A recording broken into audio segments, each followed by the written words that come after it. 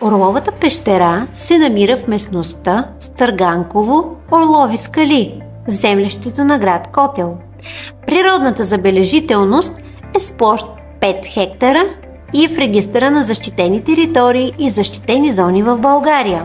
Геотопът е обект с естетическа стойност, едноетажна разклонена пещера с дължина на галериите 94 метра и надморска височина 676 метра. Невероятно красив планински ландшафт в рамките на Котленския карст с многобройни природни забележителности, повече от които са включени в регистъра на природните забележителности и защитени зони в България. Пещерите Приказна, Белерника, Кървавата локва, Духот, Луцифер, Орловата пещера, Дядосъбевата пещера, Голямата хумба, Малката Дряновска, Нова Дряновска, Черната дупка и карстови извори на запад от град Котел, както и защитени зони Кореник, Вида и Демир Капия.